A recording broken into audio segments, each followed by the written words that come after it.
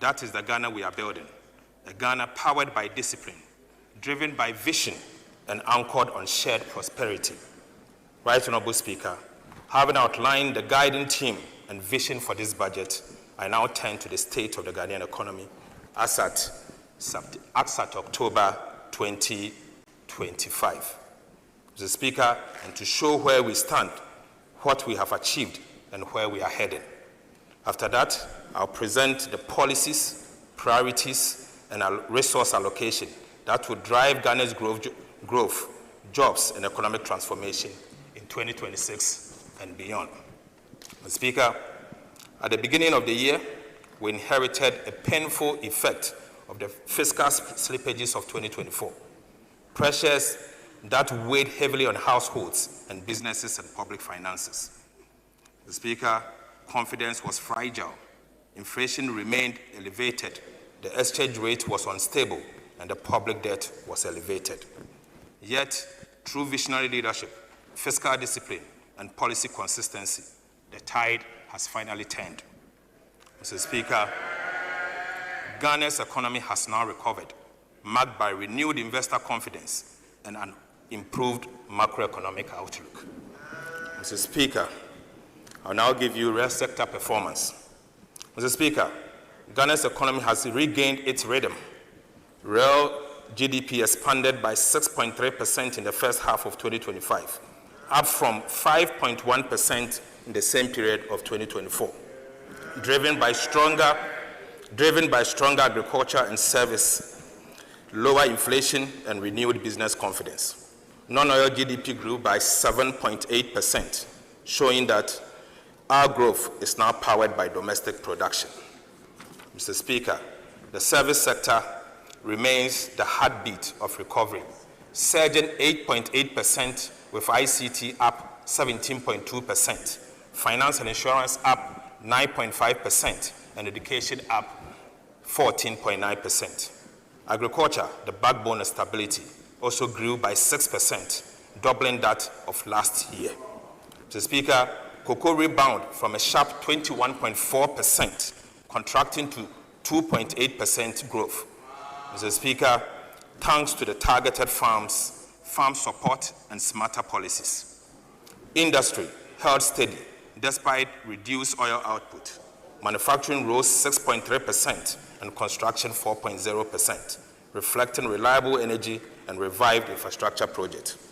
On the demand side, Right Honorable Speaker, household consumption grew by 8.2%, reflecting stronger household confidence. Government spending also slowed to 3.7%, proving fiscal discipline. The Speaker, export grew 11.5%, led by gold, cocoa, and non-traditional export. This is the growth that creates jobs, lifts incomes, and builds lasting stability. The Speaker, I now take you to price development.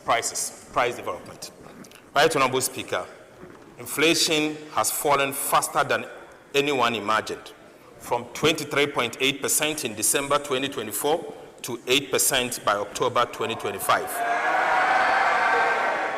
Ghana is back to a single-digit inflation. This was not by sheer luck. It is the outcome of disciplined fiscal policy, steady monetary management, stable exchange rates, and strong domestic production. Together, these have restored confidence, stabilized the cedi, and eased the pressure on families and businesses. Food inflation reduced from 27.8% to 9.5%. Prices of everyday food such as tomatoes, garden eggs, okra, and fish are finally falling. Mr. Speaker, non-food inflation also dropped from 20.3% to 6.9%, supported by steady fuel prices and lower import costs. Right Honorable Speaker, this progress proves that sound policies brings real relief. Sound policies brings real reliefs. So Speaker, both imported and local price pressures are now contained. Right Honorable Speaker, the task ahead is to sustain this stability by keeping fiscal discipline, boosting food security, and ensuring strong coordination between the fiscal and monetary authorities. Mr. Speaker, I now take you to fiscal performance. Mr. Speaker, 2025 marked one of Ghana's strongest fiscal turnaround in decades. The primary balance on commitment basis swung from a 3% deficit in 2024 to a 1.6% surplus by September 2025, exceeding the target and proving that discipline delivers results. Mr. Speaker, reforms in revenue mobilization and spending controls anchored this recovery. The removal of nuisance e-levy did not weaken revenue. Broader tax reforms and efficient gains lifted non-oil tax revenue to 8.7% of GDP, up from 7.8% in 2024. On expenditure, government tightened non-priority spending whilst protecting key investment in the sectors. Mr. Speaker, Treasury bill rates have fallen, saving 8.8% in interest from January to September. Mr. Speaker, 8.8 billion from January to September. Mr. Speaker, public debt dropped to its lowest in a decade, and Ghana's debt risk has been reclassified from high to moderate. These gains have created space for social and capital investment, eased external debt pressures, and restored investor confidence. Right Honorable Speaker, Ghana's fiscal consolidation is now credible, sustainable, and homegrown, a model of responsibility that turns stability into progress and ensures every city works for the Ghanaian people. Mr. Speaker, I take you to social protection. Right Honorable Speaker, even as we pursue fiscal consolidation, government protected and expanded social spending to cushion vulnerable households. Allocations to social protection programs increased to 0.9% of GDP, up from 0.6% in 2024.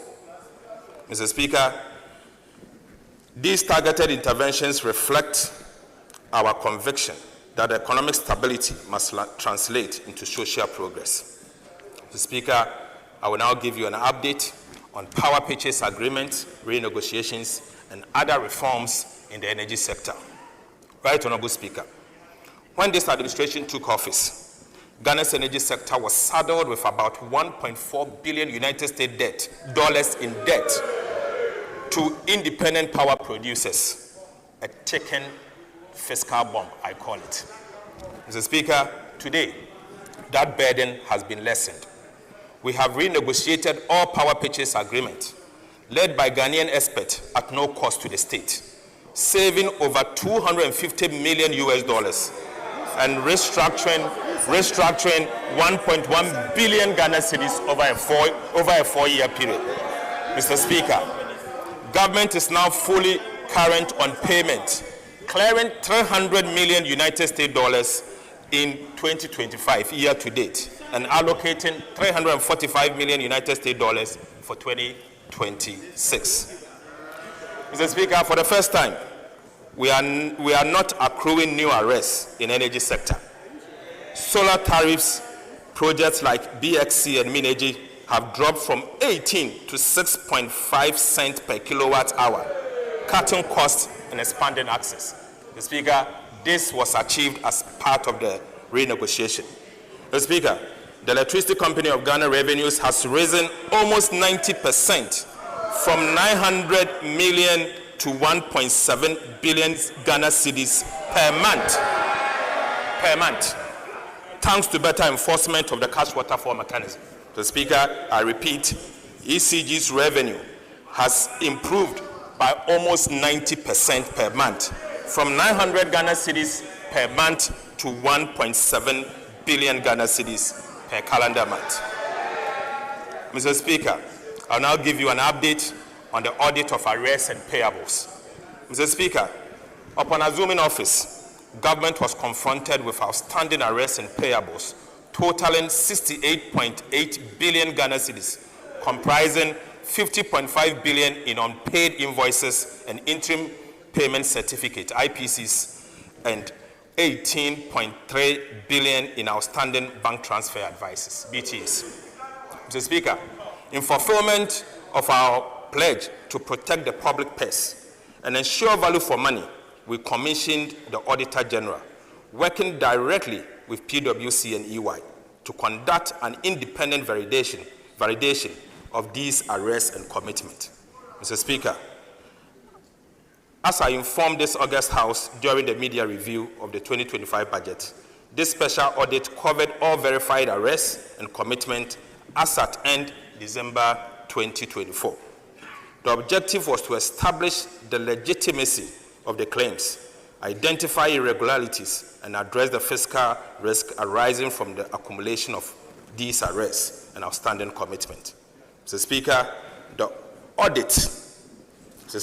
the exercise has now been completed, and the Auditor General is finalizing his report for submission to Parliament. But, Mr. Speaker, the findings are troubling and very damning. Very damning. Mr. Speaker, out of the 68.8 billion, Mr. Speaker, I'll give headline numbers whilst we wait for the Auditor General to submit the report next week. Mr. Speaker, out of the 68.8 billion payable submitted for audit, 47.8 billion cedis was validated.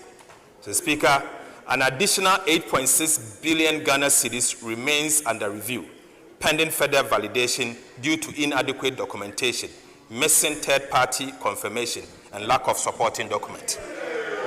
Mr. Speaker, these yet to be validated claims may be legitimate, but further evidence will be required before they can be recognized. But, Right Honorable Speaker, about 10.4 billion Ghana cedis in claims were rejected.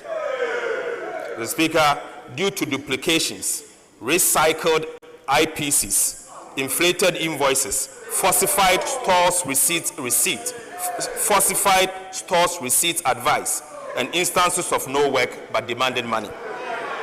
Right Honorable Speaker, out of the rejected amount, about 1 billion Ghana cedis, comprising BTAs, bank transfer advices, that had already been processed by the Ministry of Finance and were ready for payment by the Controlling Accountant General and Bank of Ghana, were rejected. The Speaker, without this audit, these claims would have been paid, underscoring the importance of vigilance and verification. Mr. Speaker, about 2 billion Ghana cedis was also reclassified from claims to BTS. Right Honorable Speaker, the report is ready and it will be submitted and the detail may be discussed by this House. Mr. Speaker, this audit has not only saved the nation billions in potential losses, but also restored accountability, strengthened expenditure controls, and reaffirmed this government's unwavering commitment to fiscal discipline and transparency. Mr. Speaker, we have identified an abuse in the use of import declaration forms, IDFs. Mr. Speaker, I'll give you the update. Right Honorable Speaker, our investigation into Ghana's import system exposed a staggering abuse of import declaration forms, a tool meant to support legitimate trade, but now hijacked for illicit transfers and tax evasion. Mr. Speaker, between April 2020 and August 2025, over 525,000 transactions amounting to an equivalent of $83 billion were processed through ICOPS.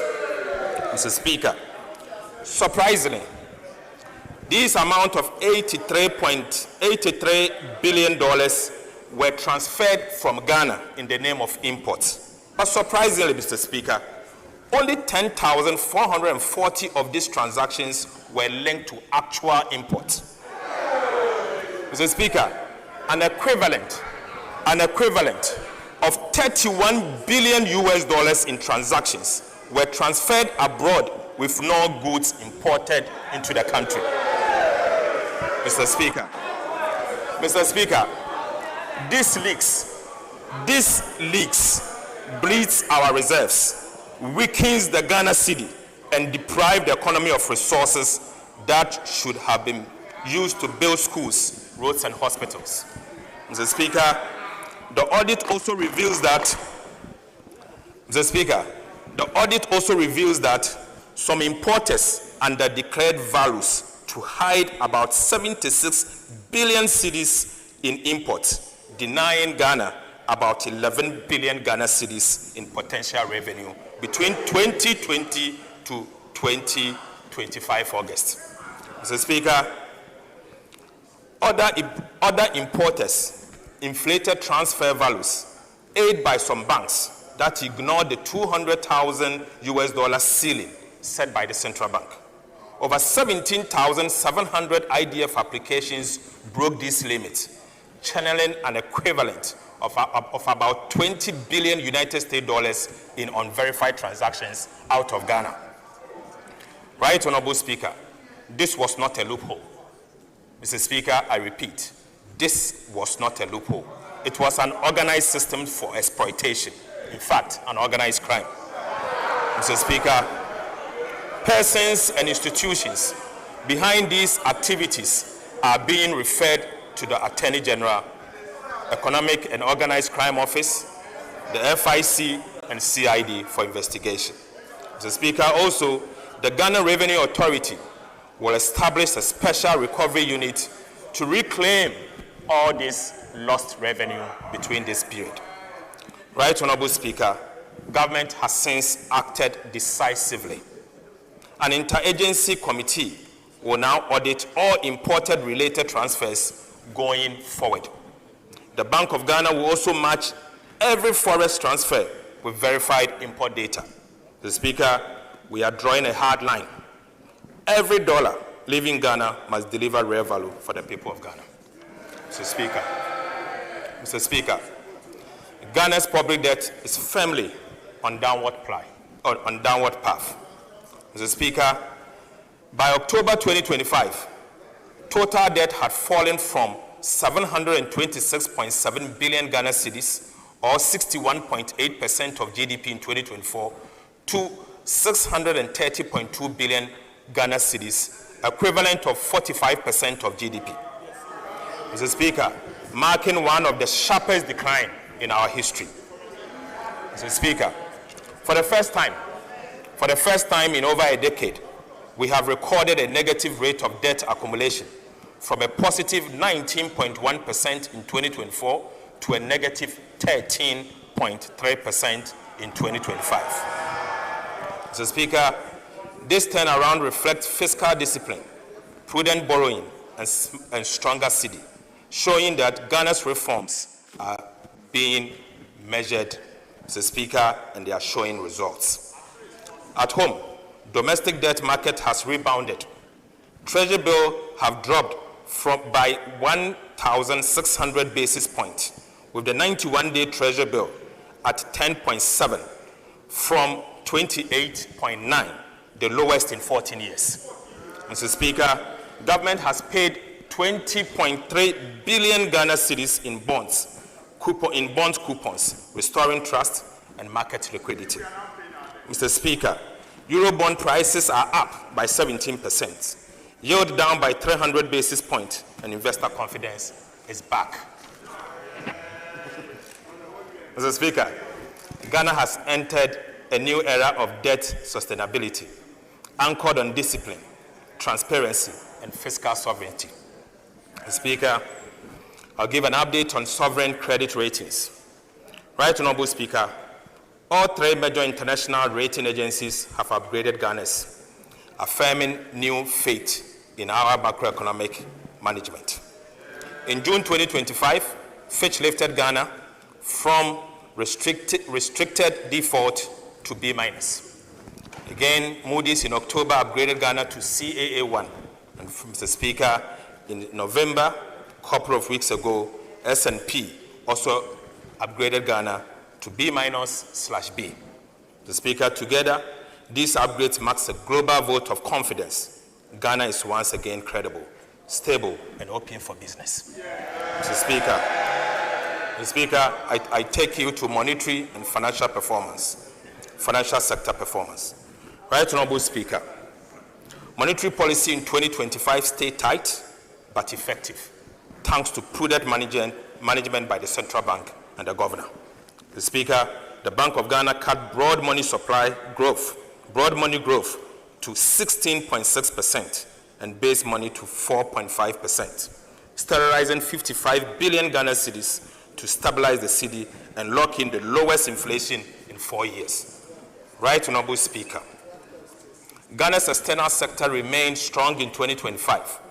The current account surplus rose to 3.2% of GDP from 2%, driven by robust gold and cocoa export, higher remittance, and strict import management. Mr. Speaker, a $2.1 billion United States dollar trade surplus and growth in non-traditional exports showed a more diversified economy. The Ghana cedi appreciated against the US dollar from 16.35 Ghana cedi to the US dollar in November 2024 to 10 cedi 92 pesos as at 10th November 2025. Mr. Speaker, this represents a rare appreciation of 35%, reflecting sound fiscal and monetary policy management. Right Honorable Speaker, this stability lowered debt costs and eased inflation. Gold and cocoa powered the recovery. Gold earnings rose 68% to 11.2 billion United States dollars. Speaker, cocoa rose 170% to 2.47 billion United States dollars, whilst oil dipped to 1.83 billion. Right Honorable Speaker, Ghana's rising export firms reserves, Ghana's rising export firm reserves, and a stable cedi confirms one thing, that Ghana's recovery is real, disciplined, and indeed lasting. Mr. Speaker, take you to sectorial performance. Right Honorable Speaker, the story of Ghana's economic recovery in 2025 is best told through the work of our ministries, departments, and agencies. Across every sector, from agriculture and industry to governance, infrastructure and human development, performance in 2025 reflects disciplined execution and innovation. The Speaker, our task now is to sustain this momentum. We will boost productivity in agriculture and industry, accelerate infrastructure delivery, and strengthen governance and skills development. Sector ministers will present their outlook in detail, but the message is clear. Ghana is rebounding with purpose and rising with promise. Mr. Speaker, the 2026 medium-term policy objectives and targets is what I'm now going to present. Right Honorable Speaker, as we enter 2026, our mission is clear: to turn the hard-won stability of 2025 into shared prosperity. Mr. Speaker, the sacrifices made by Ghanaians over the past year have restored hope and confidence in our economy. Inflation is down, the cedi is stronger, and growth has regained momentum. Mr. Speaker, our fiscal strategy will match discipline with compassion. Our key fiscal policy priorities for 2026 are as follows. First will be to maintain fiscal discipline by sustaining a primary surplus of a 1.5% of GDP on commitment basis. Speaker, the second is to mobilize domestic resources through continuous implementation of our medium-term revenue strategy. Speaker, will promote value for money and rationalize spending, ensuring that every cedi delivers value for citizens whilst eliminating leakages and inefficiency. And finally, Mr. Speaker, protect priority social spending in education, health, and social protection to shield the poor and sustain human capital development. Mr. Speaker, in 2026, our monetary and exchange rate strategy will safeguard stability and drive growth, keep inflation low, the cedi strong, and confidence high.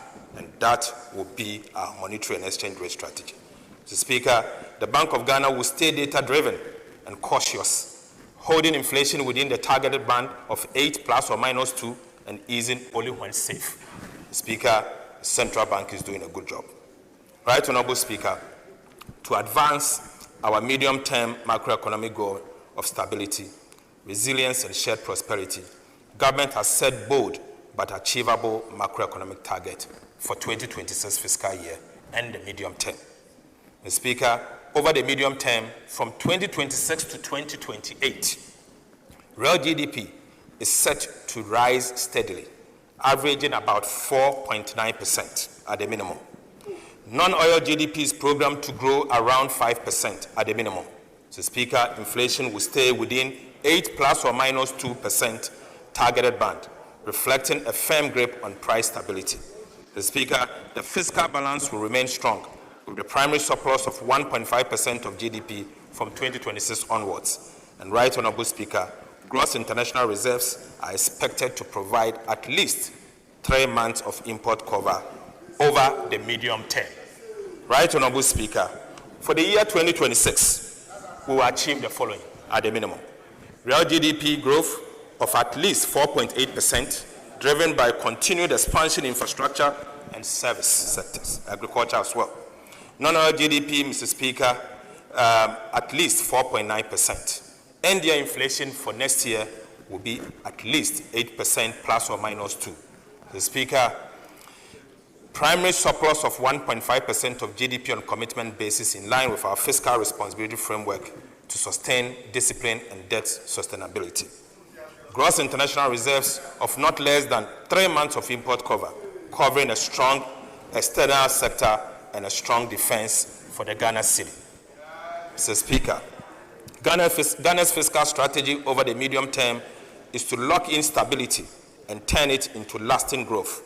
From 2026, government will sustain a primary surplus of at least 1.5% of GDP on commitment basis each year, anchoring fiscal discipline and debt sustainability. Mr. Speaker, revenue and grant are projected to rise from 16.4% of GDP in 2025 to 16.9% in 2026, reaching 17% by 2029, driven by stronger tax administration. Right Honourable Speaker, our focus is on expanding the tax net, not overburden existing taxpayers. Mr. Speaker, expenditure growth will remain disciplined, rising modestly from 15% of GDP in 2025 to 15.4% in 2026. As a result, the fiscal deficit will narrow sharply from 2.8% of GDP in 2025 to 2% in 2026 and 2.1% by 2029. Mr. Speaker, in 2026, government will target a primary surplus of 1.5% of GDP, consistent with our fiscal anchor. The overall fiscal deficit on commitment basis is projected at 2.2% of GDP. On cash basis, the overall fiscal deficit is projected at 4% of GDP. Mr. Speaker, this fiscal stance balances consolidation with growth, maintaining discipline while safeguarding resources for productive investment under the Big Push Infrastructure Program and other national priorities. Mr. Speaker, I now take you to revenue mobilization for 2026. Right Honourable Speaker, in 2026, government expects to collect total revenue and grant of 268.1 billion Ghana cedis, up from 226.7 billion in 2025, a strong 18.3% increase. Non-oil tax revenue, the backbone of domestic mobilization, is projected at 216.1 billion Ghana cedis, growing on the back of improved compliance and enforcement. Oil and gas receipts are expected to contribute 13.6 billion Ghana cedis, supported by steady global prices. The Speaker, non-tax revenue is projected at 20.9 billion, with 18.2 billion retained by ministries, departments, and agencies to sustain essential service. The Speaker, additional inflows from SNET transfers and energy sector levies are estimated at 14.4 billion Ghana cedis, whilst development partners grant will add 3.1 billion to fund key projects. The Speaker, total expenditure on commitment basis for 2026 is projected at 302.6.5 billion Ghana cedis, equivalent to 18.9% of GDP, up from 251.7 billion Ghana cedis in 2025. Primary expenditure stands at 244.7 billion, or 15.3% of GDP, reflecting targeted spending that drives growth and delivers value. Compensation of employees is projected at 90.3 billion Ghana cedis, ensuring fair remuneration for public servants. The Speaker, 13.2 billion have been allocated for goods and services to improve efficient efficiency across MDAs. Right, Honorable Speaker, capital expenditure will rise sharply to 57.5 billion Ghana cedis, or 3.6% of GDP, led by the Big Push Infrastructure Program, which alone will absorb 30 billion Ghana cedis for road development. Mr. Speaker, interest payments are projected to decline to 57.7 billion thanks to prudent liability management.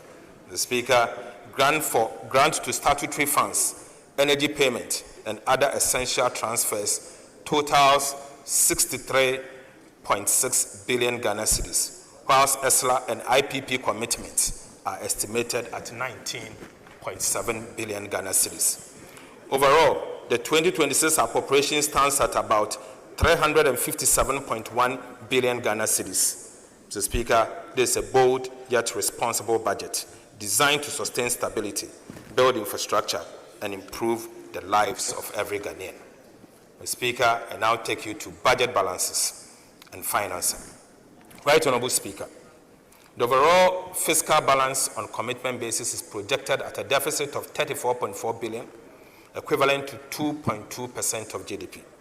The corresponding primary balance records a surplus of 23.3 billion Ghana cedis, representing 1.5% of our GDP. Mr. Speaker, on cash basis, the overall deficit is projected at 64.2 billion Ghana cedis, equivalent to 4% of GDP. The cash deficit of 64.2 billion will be financed from balanced mix of foreign and domestic borrowing sources. Mr. Speaker, foreign finance is projected as a net repayment of 6.6 billion, or 0.4% of GDP. This includes extended disbursement, expected disbursement from the IMF and the World Bank. Mr. Speaker, domestic financing will amount to 71 billion Ghana cedis and will be sourced from long and short-term government securities. Mr. Speaker, the strategy will support domestic market development and ensure their sustainability, as well as maintaining financial sector stability. Right, Honorable Speaker, Ghana's 2025 to 2028 debt management strategy marks a decisive shift to responsible borrowing. With 93.5% of total debt restructured, 20.3 billion in domestic bonds, 13.1 billion in Eurobond, and 5.2 billion in bilateral loans. Mr. Speaker, Ghana is firmly on a sustained path. Mr. Speaker, the strategy focuses on cutting refinancing risk, reducing costs, deepening local markets, and boosting transparency.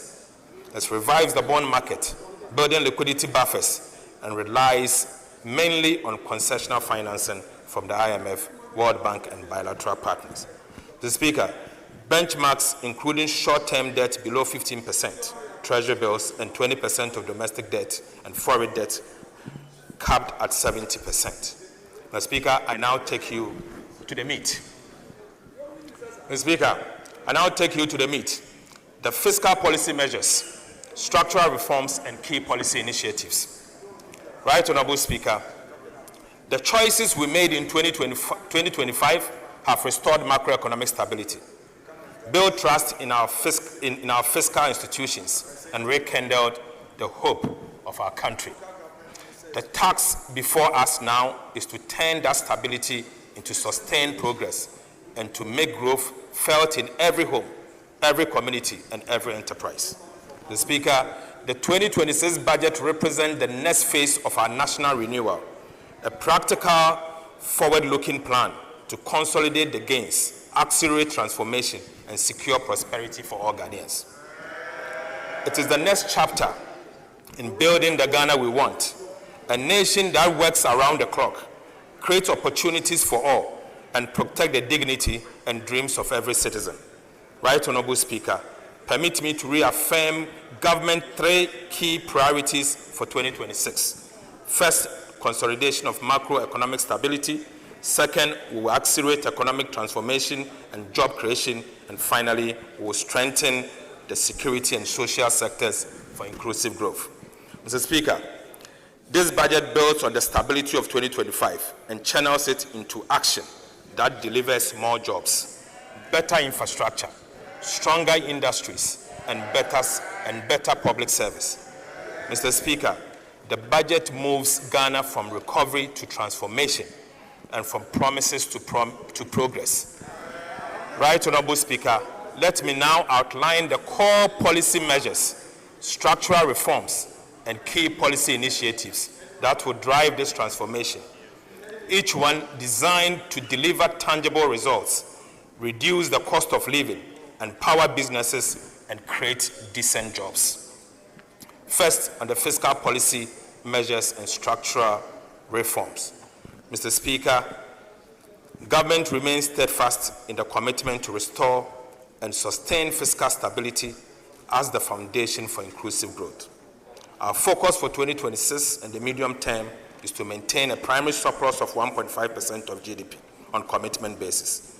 We are pursuing a disciplined, data-driven fiscal strategy, one that raises more revenue, spend better, and protect the most vulnerable while safeguarding long-term stability. Mr. Speaker, to achieve our fiscal target for 2026 and the medium term, government will implement a comprehensive set of revenue, expenditure, and structural measures underpinned by transparency and accountability. Mr. Speaker, on the revenue side, government will deepen domestic resource mobilization through the implementation of the medium-term revenue strategy. In addition, government will undertake comprehensive VAT reforms. Will also tighten enforcement of tax arrests and exemptions, ensuring that all eligible entities pay their fair share. Mr. Speaker, these measures are expected to lift non-oil revenue to 15.7% of GDP in 2026 from a projected 15.1% of GDP in 2025. Mr. Speaker, take you to VAT reforms. In 2025 budget and the media fiscal policy review, government made a firm promise to reform Ghana's value-added tax system to make it fairer, simpler, and more efficient.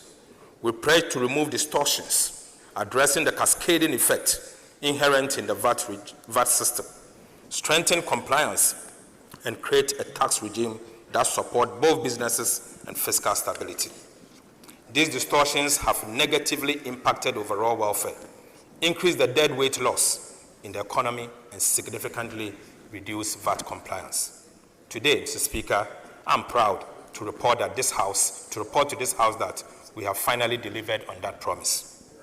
Mr. Speaker, after months of detailed analysis and broad consultations with stakeholders, we have completed the design of modernized VAT system fit for Ghana's economic transformation agenda.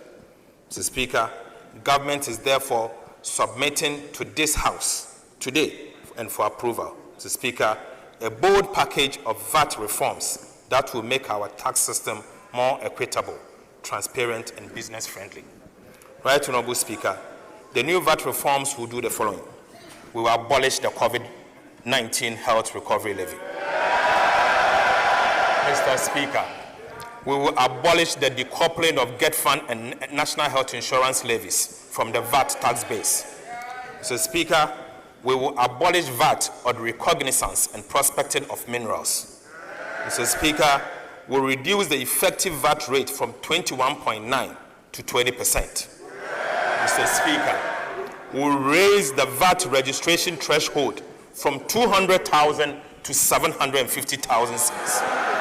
Mr. Speaker, we will extend VAT zero rating on the supply of local manufacturing textiles to 2028. Mr. Speaker, for emphasis, we promise to abolish the COVID-19 levy.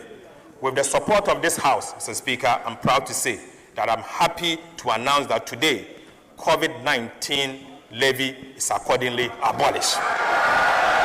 Mr. Speaker, by abolishing the COVID-19 levy, government is putting 3.7 billion Ghana cedis in the pockets of individuals and businesses in 2026. Mr. Speaker, these reforms will also reduce the cost of doing business by 5% as a result of subjecting Kessben and NHIL levies to input-output deductibility for businesses, Mr. Speaker. Altogether, the VAT reforms is expecting to give back nearly 6 billion Ghana cedis to businesses and households. We'll give it to you. Give it to you. 6 billion cedis, Mr. Speaker.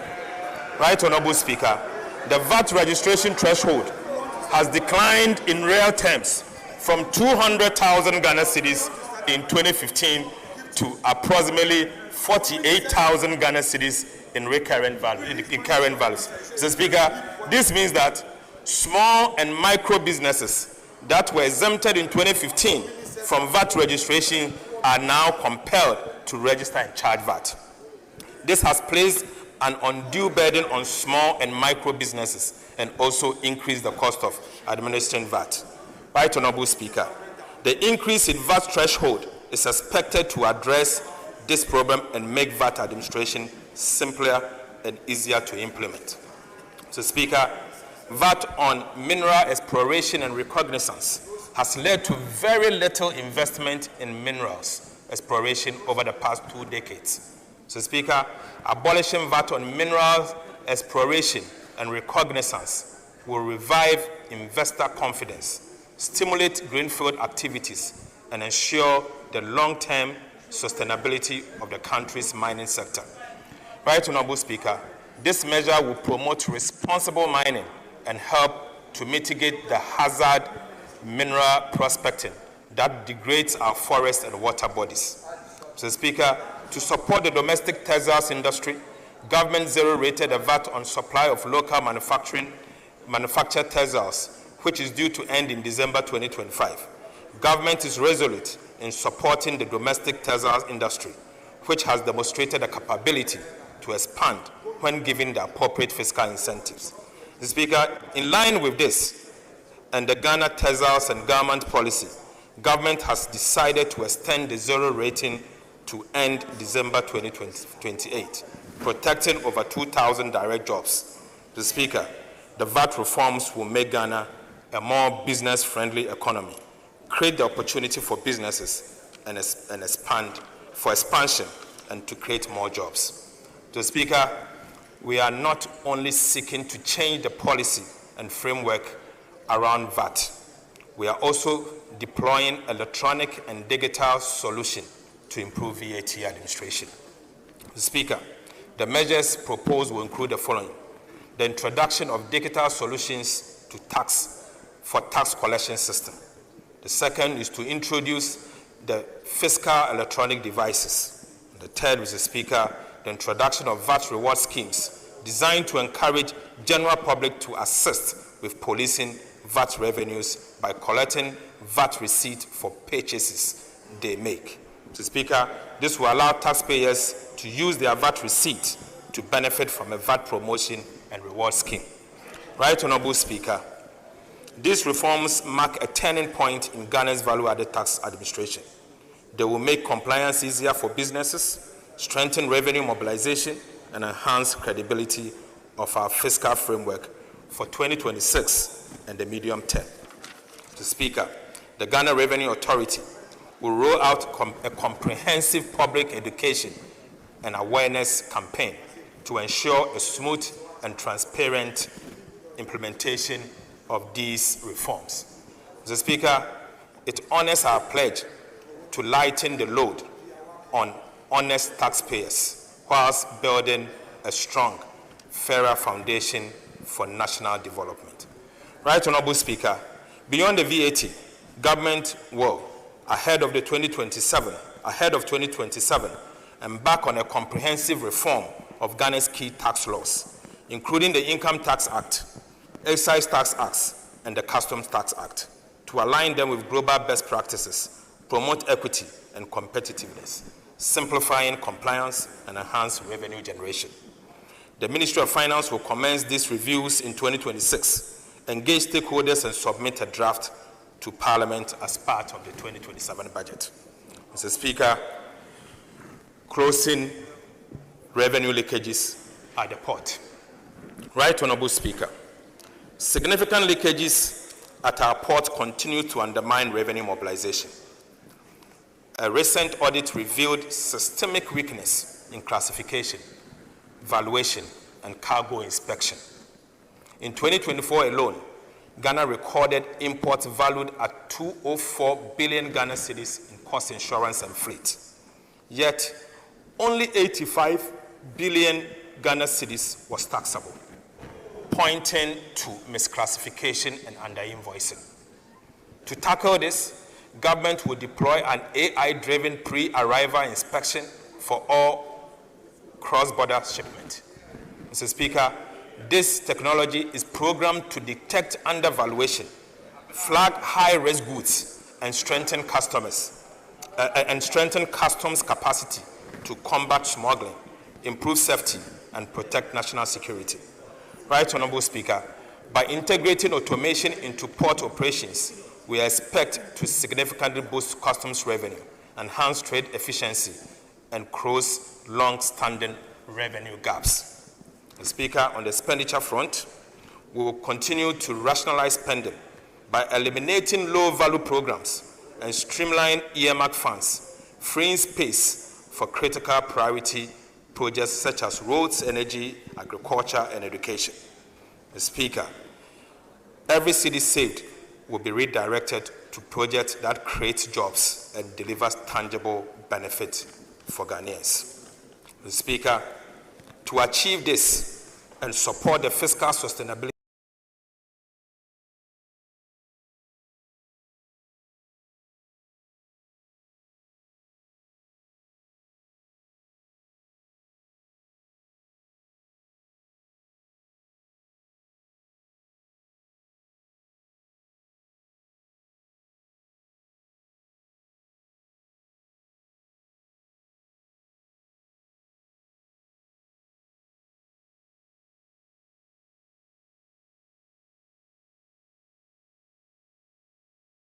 particularly in the area of Big Push. Right Honorable Speaker, on the structural reform side, we'll pursue the following. Government will enforce sanctions under Section 96 to 98 of the Public Financial Management Act. The payroll validation exercise led by the Ministry of Finance in collaboration with the Controller and Accountant General will also be done. So, Speaker, comprehensive review and audit of the budget preparation and implementation process will be undertaken. We will implement recommendations from the comprehensive arrest and commitment audit by the Auditor General, aided by EY and PwC. Right Honorable Speaker, will strengthen fiscal discipline and accountability through the operationalization of Revised Fiscal Responsibility Act. Mr. Speaker, we will institutionalize quarterly expenditure reviews. Right Honorable Speaker, together, these measures will ensure that Ghana lives within its means, mobilize resources fairly, and spend efficiently. Fiscal discipline is not an end in itself. It is the bridge between stability and progress, between policy and real improvement in the lives of our people. Right Honorable Speaker, the real value of Ghana's procurement threshold has eroded over time, trapping even small projects in slow, expensive approval cycles. The Speaker, the last review was in 2016. Since then, inflation and currency depreciation have made it nearly impossible for district assemblies, for example, to deliver basic community projects efficiently. The Speaker, the government is therefore updating procurement thresholds under the Public Procurement Act to restore their values and match today's market realities. Right Honorable Speaker, years of inflation and weak oversight have drained real value from public spending. Too often, projects are overpriced, delayed, or abandoned because scrutiny comes only after money is spent. To fix this, government will establish an independent value for money office, a permanent guardian of efficiency, accountability, and fiscal integrity. Mr. Speaker, it will certify major projects before approval, monitor delivery, and evaluate results to ensure every cedi delivers measurable value. The office will enforce cost benchmarks, require public VFM certificate for contracts, and coordinate with the Auditor General, the Public Procurement Authority, and Internal Audit Agency to impose penalties for waste and fraud. Right Honorable Speaker, the Value for Money Transparency Portal will publish certified projects and citizen feedback in real times. Mr. Speaker, this reform will save up to 3 billion Ghana cedis a year, cut contract inflation, and rebuild public trust. Mr. Speaker, the Value for Money Office is not just another agency. It is Ghana's watchdog for prudent spending and real results. Mr. Speaker, we will be making the following amendment. Right Honorable Speaker, Ghana's petroleum wealth must work harder for its people. Since 2011, our petroleum funds have earned barely 1% annually. Mr. Speaker, unfortunately, it proves that parking them only in low-risk foreign securities limits value creation. To change this, government will designate additional qualifying investment instrument under the Petroleum Revenue Management Act. This will allow a portion of the petroleum fund to be invested in commercial viable domestic energy projects, such as gas and power infrastructure, that will drive industrialization and jobs whilst improving long-term returns. Mr. Speaker, this reform follows global best practices. Sovereign funds in Saudi Arabia, Nigeria, and UAE now channel savings into productivity investment that powers growth. Mr. Speaker, Ghana must do the same. The new framework will maintain strict safeguards, transparency, and performance audit to ensure every dollar earns real value. Right Honorable Speaker, this is the mindset shift from passive savings and earnings to productive investment, from idle reserves abroad to energy that powers Ghana's future. Mr. Speaker, that is the way we are going to go. Our oil wealth must not sit idle. It must build and must build our country. Mr. Speaker, I now take you to public debt management initiatives and reforms in 2026. Right Honorable Speaker, 2026 marks a new phase in Ghana's public debt management, one defined by foresight, discipline, and innovation. After stabilizing our debt trajectory through strong fiscal performance and debt restructuring, government focus now shifts to building resilience. We are putting in place modern tools and systems to ensure that every borrowing decision supports growth, safeguards sustainability, and protect the public purse for future generations. Mr. Speaker, one of the key priorities for 2026 is to strengthen liability management in the domestic debt management market. Mr. Speaker, upon expiration of domestic debt exchange program restrictions in 21st February 2026, government will re-enter the domestic debt market strategically. Mr. Speaker, the immediate objective is to reduce our dependence on short-term treasury instruments, lower rollover risk, and create fiscal space for productive investment. Right Honorable Speaker, as part of the strategy to re-enter the domestic bond market, government will begin the issuance of domestic infrastructure bonds to fund critical infrastructure in the 2026 budget and beyond. Mr. Speaker, through buybacks, targeted cash management, we will actively smoothing the maturing reprofile of domestic debt and lower interest costs in line with our medium-term debt management strategy. Mr. Speaker, I now take you to key policy initiatives in the 2026 budget across sectors. Right Honorable Speaker, I'll begin with the energy sector. Energy is the engine of Ghana's transformation. Our goal is to turn power from a constraint into a competitive advantage for every home, factory, and enterprise. Reliable, affordable, and sustainable energy will be the fuel that drives the 24-hour economy, powers industry, lights communities, and creates jobs. Through bold reforms, strategic investment, and smarter management, government is building an energy system that not only keeps the light on, but propels inclusive growth across every corner of our country. Mr. Speaker, I now go to gas to power transformation. Right Honorable Speaker, Ghana's gas to power strategy is transforming our energy future, shifting from costly light crude to cleaner, locally produced natural gas. This will cut generation costs by about 75%, strengthen energy security, and align with our climate goals. Gas production is rising fast in Ghana.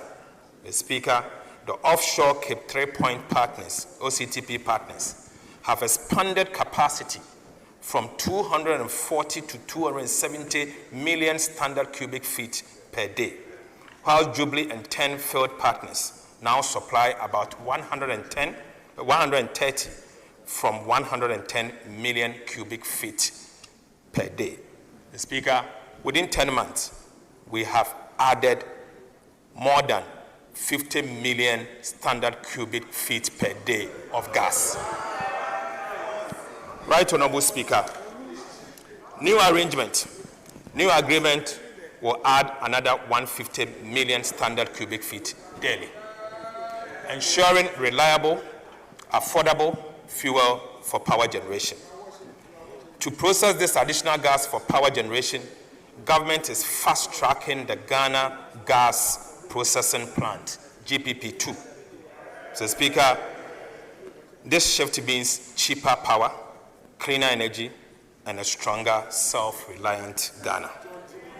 Right Honorable Speaker, in the medium term, a total of 150 million standard cubic feet of gas per day will be produced by our OCTP and Jubilee partners, enough to generate up to 1,200 megawatts of power, bigger than Akosombo Dam. So, Speaker, beginning 2026, government will commence the construction of 1,200 megawatts state-owned thermal power plant to offtake the additional 1,150 million standard cubic feet of gas per day from OCTP partners and GPP2. Mr. Speaker, I repeat, beginning 2026, government will commence the construction of a 1,200 megawatt state-owned thermal power plant to offtake the additional 150 million standard cubic feet of gas per day from OCTP partners and GPP2. This plant will support the provision of reliable and affordable power and secures Ghana's energy future. Mr. Speaker, the 1,200 megawatts is bigger than what our almighty Akosombo can produce. Right Honorable Speaker, Ghana's oil production has witnessed consistent decline over the years, falling from 71.4 million barrels in 2019 to an estimated 36 million barrels in 2025, almost 50% decline. President Mahama has taken decisive action to reverse this trend. Mr. Speaker, government investor-friendly reforms have already secured over $3.5 billion in new investment commitment. This includes a $2 billion United States framework agreement for the Jubilee and 10 fields to drill 20 new wells and a $1.5 billion United States memorandum of intent with OCTP partners to expand operations. Mr. Speaker, this new investor-friendly environment has also drawn the interest of oil and gas majors such as Shell in our upstream industry. This is expected to bring in new capital, technology, and expertise to increase our oil and gas production. Right Honorable Speaker, GNPC will commence drilling for oil on the offshore Voltaire Basin in October 2026. The prospects look good to expand Ghana's hydrocarbon production. Right Honorable Speaker, an upstream regulatory and fiscal review is underway to make Ghana's petroleum regime more competitive, transparent, and stable. Mr. Speaker, in 2026, government will roll out Rural Electrification Acceleration and Urban Intensification Initiative to achieve universal access to power. Mr. Speaker, through a faster turnkey model, it will connect every unserved community boost rural economies, and drive Ghana's 24-hour economy policy. An electricity intensification program will extend connections to all remaining homes and businesses, ensuring that no Ghanaian is left without power. Mr. Speaker, the rollout starts in Volta, Oti, Savannah, and Central regions in 2026, expanding nationwide by 2029 with off-grid solar to remote areas. Mr. Speaker, electricity will be universal, reliable, and life-changing. Right, Honorable Speaker, we will undertake feasibility studies on mini hydroelectronic potentials of the Volta, Red Volta, and other southern river systems. Mr. Speaker, through these coordinated reforms, from reviving the upstream oil and gas sector, securing gas supply, renegotiating IPPs, building a national power plant, expanding rural access, and reforming the operations of ECG, we are securing affordable and reliable energy for individuals and businesses. We are not just keeping the lights on, we are lighting the path for industrial transformation, job creation, and inclusive prosperity. Mr. Speaker, I will take you to agricultural sector initiatives. Right, Honorable Speaker, agriculture remains the heartbeat of Ghana's economy, the source of food, jobs, and dignity for millions of our people. Mr. Speaker, our vision is to make Ghana's agriculture commercial, modern, mechanized, market-driven, and youth and women-led. The focus is on creating agro-industries across the country, dynamic hubs where production, processing, and distribution happens around the clock. Mr. Speaker, this is how we will feed our people, provide raw materials for our industries, reduce imports, create jobs, and make farming profitable. Once again, Right Honorable Speaker, in view of that, we have developed a national policy on integrated oil palm development. So, Speaker, government is launching the National Policy on Integrated Oil Palm Development, a bold plan to turn Ghana's red gold into a powerhouse of jobs, industry, and foreign exchange. Right Honorable Speaker, despite being one of Africa's pioneers in oil palm, Ghana still imports nearly 200,000 metric tons of crude palm oil yearly, costing over $200 million United States dollars. This policy changes that by expanding plantation, boosting refinery and processing, will create about 250,000 jobs. So, Speaker, the goal is clear. 100,000 hectares of new plantation, self-sufficiency in palm oil, and global competitiveness, and creating 250,000 jobs in the value chain. To unlock this potential, government will secure a large climate-suitable land banks through the Ministry of Lands and Natural Resources to ensure fair compensation, secure tenure, and full environmental compliance. This marks a new dawn for Ghana's agro-industrial transformation. Mr. Speaker, we are putting together a $500 million equivalent oil palm development financing window. Mr. Speaker, oil palm plantation development requires patience and long-term capital and not short-term loans. To meet these needs, government is establishing $500 million equivalent oil palm development financing window with the World Bank, DFIs, and our development bank. So, Speaker, it will offer long-term, low-interest financing, 5-year grace period, and cover up to 70% of project costs, targeting only sustainable job-creating ventures.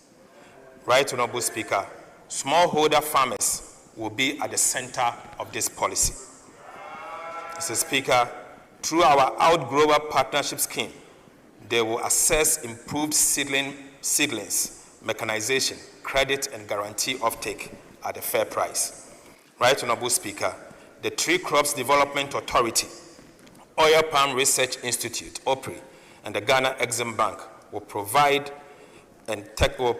technical support, research, financing, backed by smallholder support fund for women and youth to enter into this function.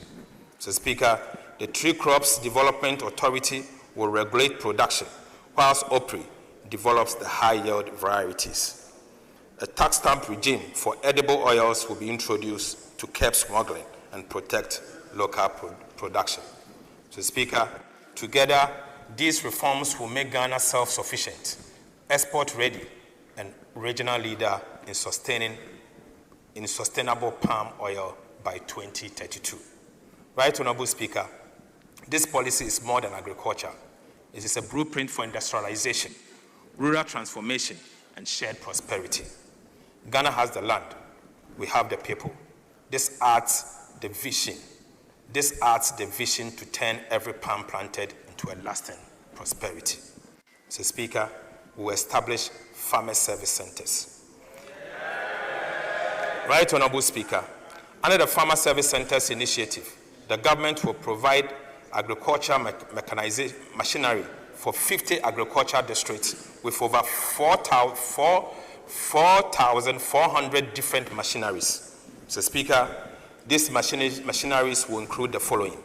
So, Speaker, we'll be getting 660 tractors, 3,000 tractor trailers, 200 mini tractors, 200 mini tractor trailers, 200 mini tractor tillers, 200 mini tractor cultivators, 200 mini tractor plows, 200 mini tractor harrows, 200 mini tractor catabars, Mr. Speaker, 200 mini tractor mowers, 463 disc plows, Right, Honorable Speaker, 204 disc plows, 330 16 disc harrows, 1,000 kg mineral fertilizer spreaders, 104 row precision seed drills, 106 row precision seed drills, 132 row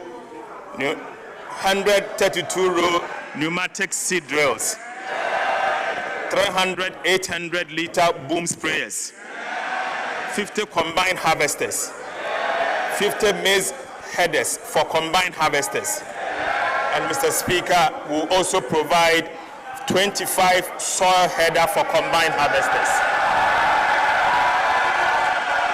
Right, Honorable Speaker, our farmers always cried, Mr. Speaker, our farmers have always carried Ghana on their shoulders. With this investment, we are returning the favor, giving them the tools, technology, and support to carry the nation into a future of food security and prosperity. Mr. Speaker, the transformation has begun. Agriculture is not just an occupation. It is the engine of Ghana's renewal. Mr. Speaker, in response to the food glut across the country, President Mahama has directed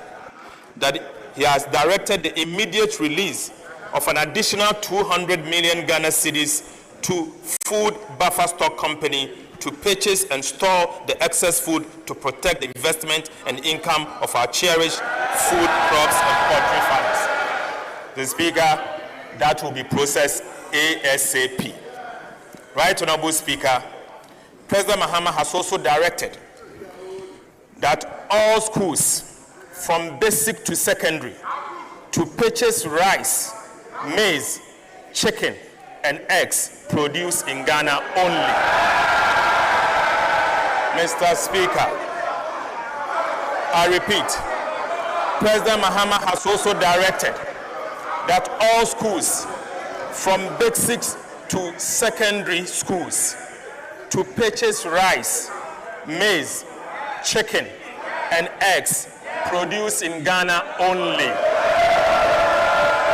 Right, Honorable Speaker, the Ministry of Education, the Ghana Education Trust Fund, the school feeding program, the Free Secondary Education Secretariat and the National Food Buffer Stores Company are accordingly directed to ensure strict compliance without fail. Mr. Speaker, I will now take you to the Big Push Infrastructure Program. Right, Honorable Speaker. The Big Push Infrastructure Program, launched under the leadership of President Mahama, is Ghana's largest investment in modern infrastructure, valued at the equivalent of 10 billion United States dollars. It is turning fiscal stability into visible progress by building roads, bridges, ports, and logistics.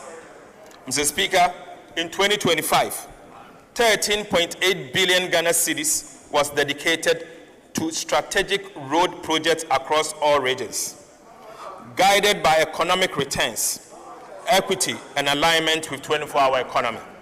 Mr. Speaker, contractors are now on site on most of the projects. Mr. Speaker, these projects are expected to complete by May 2027, with payment assured within 30 days. Right, Honorable Speaker, within 30 days of submitting IPCs. Mr. Speaker, the goal is clear: connect Ghana end to end, making infrastructure the backbone of industrialization and opportunity, from farms to factories and from homes to market. Right, Honorable Speaker, following feasibility studies, two transformative projects have been added to the Big Push. Mr. Speaker, they are the Accra-Kumasi Expressway and the Achi-Amanfrom-Adoso Bridge. Mr. Speaker, let me now provide some details about these two iconic infrastructure projects. Right, Honorable Speaker, a flagship of the Big Push infrastructure program is Ghana's Kumasi, the Accra-Kumasi Expressway project. Ghana's first modern 6-lane bi-directional Class A expressway, stretching 198.7 kilometers. The Accra-Kumasi Expressway will link the capital to the Ashanti region through the Greater Accra and Eastern region, linking the south to the north.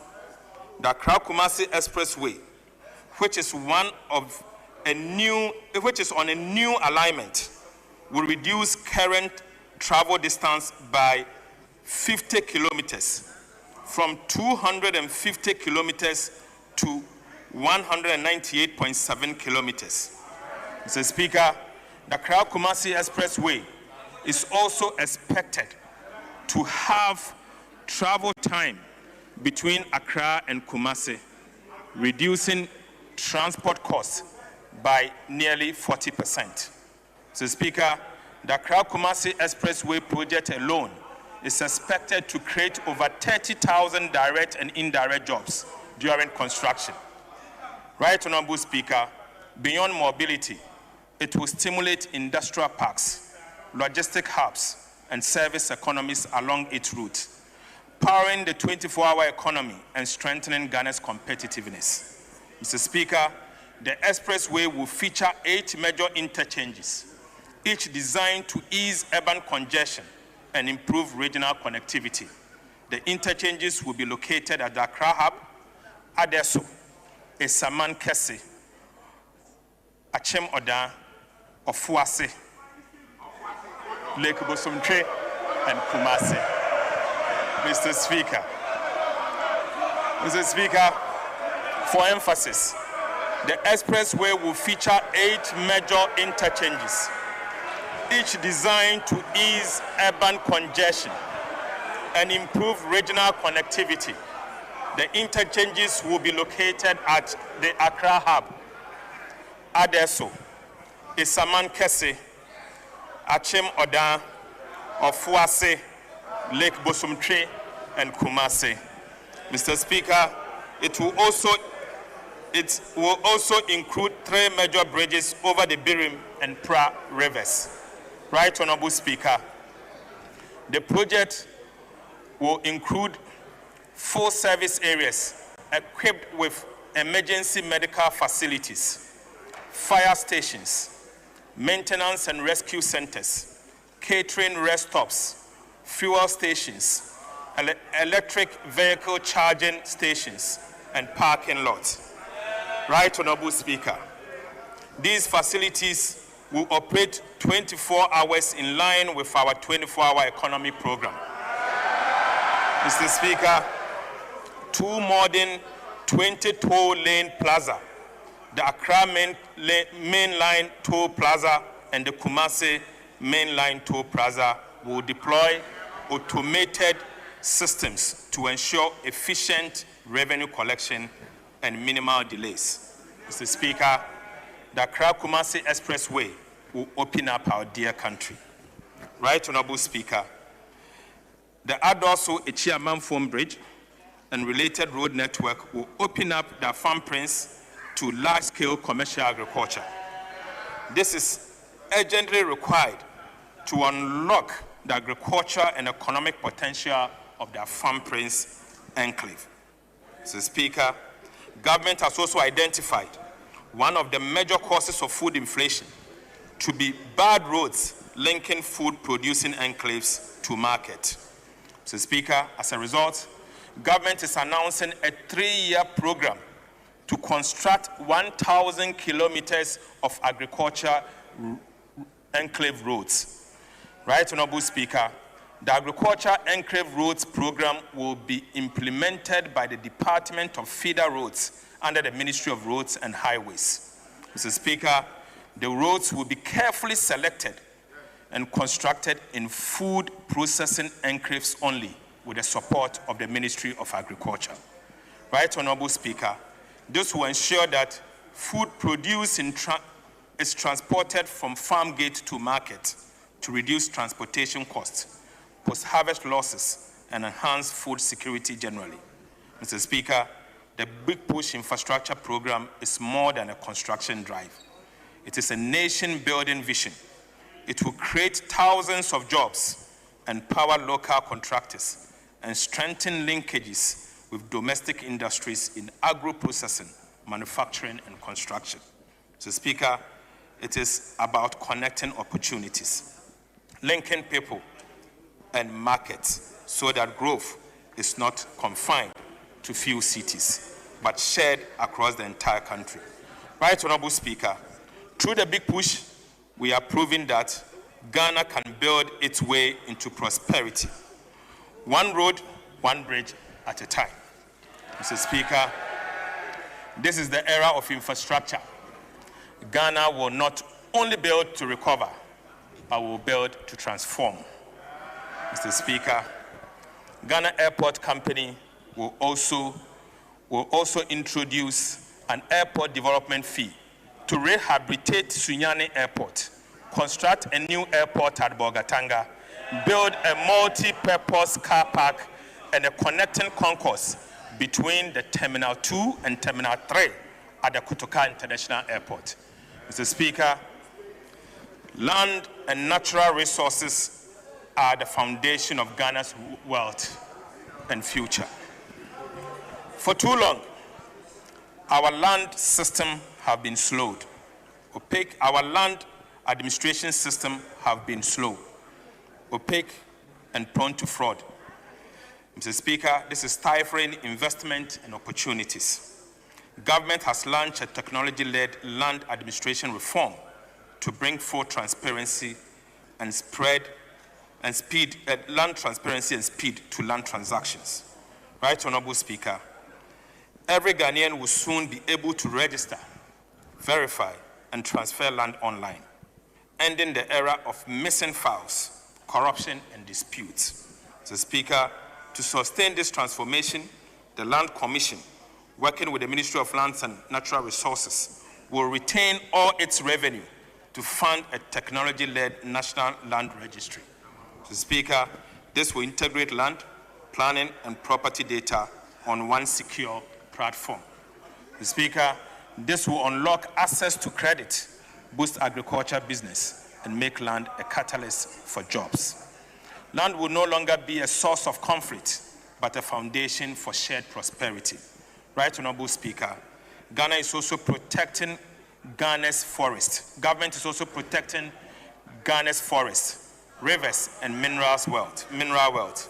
So, Speaker, key water bodies and forest reserves have been declared high security zones, with 1,000 officers deployed and real-time tracking of mining equipment by Minerals Commission has been instituted. We are working with traditional leaders and communities to reclaim degraded land and restore ecosystems. The Speaker, in 2026, government will partner with private sector to reclaim 10,000 hectares using fast-growing tree species. Right, Honorable Speaker. Government is positioning modern textiles and garment as a cornerstone of Ghana's industrial transformation. 3 new garment factories in Bono East, Central and Eastern regions will be established to operate under the 24-hour economy.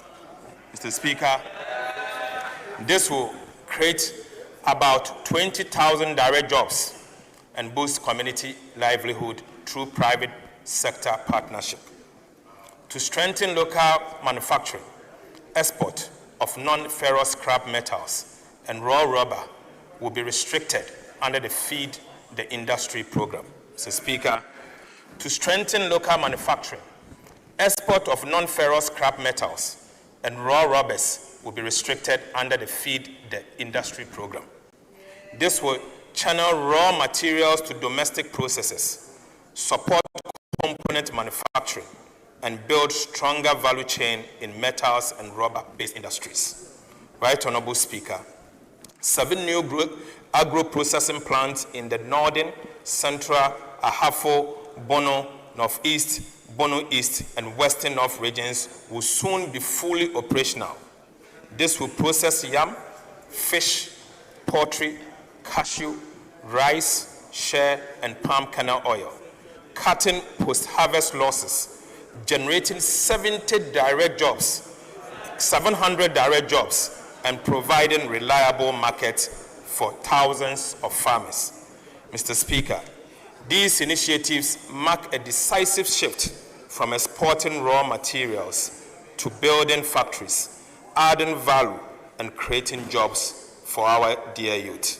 Right, Honorable Speaker, under the President's Accelerated Export Development Initiative to enhance value addition, 2 new cashew processing plants to be financed by the Ghana Exim Bank will be constructed as Sampa in the Jama North municipality of the Bono region and Abuabo Techiman in the Bono East region.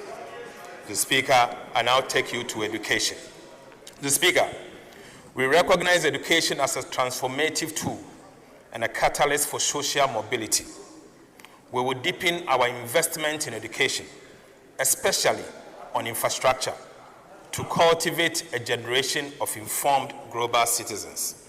Right, Honorable Speaker, we have developed a program, a 2-year program, to end double track. Mr. Speaker, education is the ladder by which nations climb to prosperity. And for Ghana, the ladder must be strong, wide, and within the reach of every child. Government is embarking on a bold and transformative initiative to upgrade, modernize, and expand access to secondary education across the country, ensuring that every Ghanaian child, regardless of background or location, can learn, grow, and succeed. Right, Honorable Speaker, many schools are overcrowded and others lack the infrastructure or resources to deliver quality education. As a result of this, the previous administration introduced the double-track system, which have adversely affected the academic calendar and the quality of our education. Mr. Speaker, government is rolling out a 2-year program to end the double-track system in our secondary schools. We will expand infrastructure, enhance quality, and improve access. This program will eliminate the double-track system and ensure that every child can attend school full-time in dignity and in safety. Mr. Speaker, under this program, we will upgrade Category A schools by building new classroom blocks, dormitories, and quality improvement. Mr. Speaker, we will upgrade 10 Category B schools to Category A, equipping them with modern classrooms, dormitories, libraries, science, and ICT laboratories. Right, Honorable Speaker. The reality is that whilst Category A and B schools receive overwhelming demand, Category C schools, which hold more than half of available spaces, remain under-enrolled due to infrastructure and quality gaps. Mr. Speaker, this inequality must end, and indeed it will end. Right, Honorable Speaker, we will accordingly upgrade 30 Category C schools to Category B. Mr. Speaker, we will build new classrooms, dormitories, and modern science resource centers for these new schools. Government will complete 30 of the abandoned E-blocks in urban and peri-urban areas and expand access for students in high-demand areas. Right, Honorable Speaker. Government has also decided to enhance infrastructure and teaching and learning resources to improve outcomes at the basic level. In this regard, Mr. Speaker, Kessben will construct 200 new junior high schools, 200 new primary schools, 200 new kindergartens. Mr. Speaker, Kessben again will construct 400 4-unit teacher bungalows. And Mr. Speaker, 400 places of convenience in underserved communities and schools. Mr. Speaker, each of these will come with furnishing. This will also provide access to more than 200,000 additional students annually. Right, Honorable Speaker, Kessben will procure and distribute free comprehensive curricular-based textbooks covering the following: 4 sets of KG textbooks and workbooks for about 1 million learners, 4 sets of primary textbooks for 2 million learners, and 9 sets of JHS 3 textbooks for 1 million learners. Right, Honorable Speaker, Kessben will provide the following for secondary schools and some selected district education directorate. Mr. Speaker, Kessben will supply 2 million pieces of metal mono decks and chairs, 200 unit 66-seater buses, 200 double cabin pickups, and 50 saloon cars. Right, Honorable Speaker, President's economic diplomacy is yielding results. During his recent visit to China and Japan, he secured about $60 million United States dollars for the construction of a science and technology university in the Savannah region at Damango, Mr. Speaker, and a modern market at Aflao. Mr. Speaker, I now take you to the health sector initiatives. Right, Honorable Speaker, health is the heartbeat of national development, and no country can build lasting prosperity without healthy population. The 2026 budget marks a decisive step in our national journey to reset, modernize, and expand Ghana's health infrastructure. Mr. Speaker, government will begin the construction of 6 new regional hospitals for 6 newly created regions, beginning with 3 hospitals in 2026 and 2 district hospitals at Bole and Shama. Mr. Speaker, also in 2026, government will complete 10 Agenda 111 hospitals. Mr. Speaker, in addition, we will continue the following abandoned hospital project. Mr. Speaker, we will continue the La General Hospital, Efiem Kwanta Hospital in Sekendi Takoradi Metropolis, Komfo-Anokye Maternity Block, and the Ashanti Regional Hospital in Sewua. Right, Honorable Speaker, this project symbolizes our commitment to restoring trust and confidence in public health care delivery. Mr. Speaker, government will upgrade 7 hospitals to provide enhanced maternal and child health services. Right, Honorable Speaker, the Ghana Medical Trust Fund also known as the Mahama Cares, was established by the Ghana Medical Trust Fund Act to guarantee sustainable financing in the treatment of non-communicable diseases and specialized medical services. Mr. Speaker, too many Ghanaians battling chronic diseases such as cancer, hypertension, diabetes, stroke, and kidney diseases are forced to choose between life and livelihood. This goal is to build a health system that provides care for every Ghanaian, regardless of income or location, and to move decisively towards universal health coverage.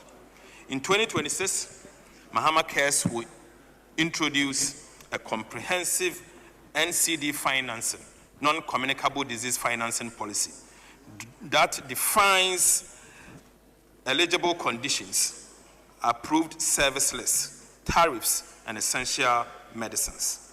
This will ensure that patients receive uninterrupted care without exorbitant out-of-pocket expenses. Mr. Speaker, diagnostics and treatment centers will be built on a PPP basis in all major hospitals across the country. This will provide testing and treatment facilities for all the key identified non-communicable diseases under the Mahama Cares program. Right Honorable Speaker, in 2026, we will retool the Ghana Armed Forces. Mr. Speaker, before I proceed, let me honor the late Dr. Edward Kofi Omaneboama, whose vision laid the foundation for the retooling of our armed forces. In his memory, Mr. Speaker, government will, from 2026, launch a comprehensive modernization program to strengthen the Ghana Armed Forces, Navy, and Air Force to today's evolving security challenges. Mr. Speaker, this program will upgrade logistics, equipment, and infrastructure across all services. Mr. Speaker, for the Army, government has moved to renegotiate the 80 million Elbit Systems contract to secure 19 armor personnel carrier needed to boost ground readiness. Mr. Speaker, for the Navy, we will acquire the 272-meter offshore patrol vessels fitted with helipads and modern combat systems to protect Ghana's maritime borders, offshore energy, asset, and trade routes. The Speaker, these ships will restore control over our exclusive economic zones and strengthen national resilience at sea. Right Honorable Speaker, for the Air Force, the procurement will begin in 2026 for 4 new helicopters and 2 aircraft to enhance airlift, patrols, and emergency response operations. Right Honorable Speaker. Right Honorable Speaker, let me repeat. Right Honorable Speaker, let me repeat. For the Air Force, procurement will begin immediately in 2026 for 4 new helicopters and 2 aircraft to enhance airlift, patrol, and emergency response operation. Mr. Speaker, this retooling agenda will transform Ghana's armed forces into a modern, agile, and mission-ready defense force worthy of our sovereignty and the sacrifice of our heroes. Right Honorable Speaker, the Ghana National Fire Service lacks basic equipment to enable them function effectively in their duty to ensure public safety and to protect lives and property. Government will retool the Ghana National Fire Service with 100 fire tenders and assorted fire equipment. Mr. Speaker, government will also work with the private sector to bring in high-rise fire equipment. This will improve the effectiveness of Ghana National Fire Service to respond to emergencies. Mr. Speaker, I'll take you to water. Access to clean and safe sanitation is more than infrastructure. Indeed, it is a foundation of dignity, public health, and national resilience. Right Honorable Speaker, in 2026, we will intensify our effort with a bold and practical program to complete key water treatment assets across the country. Mr. Speaker, we will begin the construction of critical water treatment plants in Damango, Tamale, and Yendi to provide quality drinking water for the rapidly expanding populations in these three major cities of our country. Mr. Speaker, sports remain one of Ghana's greatest unifying forces and a powerful drive of youth development, community pride, and national identity. Yet, for far too long, large parts of our country, especially the new created regions, have lacked the facility to nurture and showcase talent. Right Honorable Speaker, the Mahama administration is determined to change this. Beginning 2026, government will commence the construction of modern sports stadiums in 3 out of 8 regions without sports stadiums. These new facilities will provide opportunities for young athletes to develop their skills, attract sports tourism, and serve as a training hub for regional and national teams. Beyond football, they will also support athletics, volleyball, boxing, and other disciplines that have long defined Ghana's sporting heritage. Mr. Speaker, we also take this opportunity to acknowledge the resilience and commitment of our Black Stars, whose qualification for the World Cup continues to inspire our nation. Right Honorable Speaker, in 2026, government will rehabilitate the National Theatre in Accra. We will also commence site acquisition and design of a second National Theatre in Kumasi. Mr. Speaker, we will establish film fund to revive the film industry, such as Kumawood and other film associations. Right Honorable Speaker, we will also establish creative arts fund for the arts, music, fashion, food, and other creative sectors. Right Honorable Speaker, in 2026, government will increase allocation to the District Assembly Common Fund to peoples living with disability from 3% to 5%. Mr. Speaker, part of this amount will be used to acquire and distribute rechargeable motorized wheelchairs to people living with disability. Mr. Speaker, the distribution will be done through the National Council for Persons with Disability. Right Honorable Speaker, effective governance begins with evidence. That's what we cannot measure, we cannot manage. Mr. Speaker, the budget renews government commitment to building a data-driven economy anchored on accurate, timely, and transparent statistics. Right Honorable Speaker, in 2026, the Ghana Statistical Service will be rebasing the GDP and CPI to better reflect today's economy. This will sharpen growth and inflation data, strengthen planning, and provide regional GDP estimates to guide local development. The new CPI will give truer picture of living costs across all regions. So, Speaker, I now take you to resource allocation, where the resources are going. So, Speaker, as we enter 2026, we move from stabilization to acceleration. This budget translates confidence into concrete investment that improves daily lives. Mr. Speaker, including the provision of better roads, schools and hospitals, reliable power, jobs, and targeted support for the vulnerable. Right Honorable Speaker, what follows are the headline allocation that will drive delivery in 2026 and set the pace for medium term. Mr. Speaker, to unlock round-the-clock productivity, export and decent jobs under the 24-hour economy, we are providing an allocation of 110 million Ghana cedis in 2026 for the implementation of the 24-hour economy program. Mr. Speaker, we will be leveraging with the 24-hour economy program will be leveraging with GIF and DBG and provide private capital to keep financing largely of the sovereign balance sheet.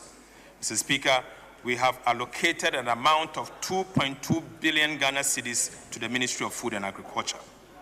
Right Honorable Speaker, of this amount, we have allocated 245 million Ghana cedis for the Nkokon Ketsenketse and Livestock Program.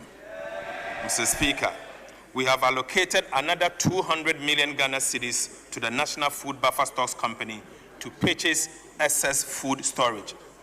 Mr. Speaker, we have allocated an amount of 6.9 billion Ghana cedis, equivalent of 500 million, for the National Policy on Integrated Oil Palm Program between 2026 and 2032. Right Honorable Speaker, to facilitate transportation of farm produce to market and reduce food inflation, we have allocated 828 million Ghana cedis for the construction of 1,000-kilometer agricultural enclave road for 2026. Mr. Speaker, we have also allocated 690 million to commence the operationalization of the Farmers Service Center. Right Honorable Speaker, we have allocated 2 billion Ghana cedis for phase 1 of the Rural Electrification Acceleration and Urban Intensification Initiative in 2026 alone. We have also allocated an amount of 15.2 billion Ghana cedis for the energy sector shortfalls. Mr. Speaker, we have allocated an amount of 4.8 billion Ghana cedis to pay down some of the IPP legacy debt as we have negotiated. Mr. Speaker, we have also allocated an amount of 4.3 billion Ghana cedis to the Ministry of Roads and Highways for road construction. In addition to this, Mr. Speaker, we have allocated 3 billion Ghana cedis to the Road Maintenance Trust Fund to construct 10 kilometers each in 166 constituencies in 2026 to keep roads more trouble in our constituencies. Right Honorable Speaker, to strategically open the country, linking nations, national and regional capitals, we are allocating 30 billion Ghana cedis in 2026 for the Big Push program.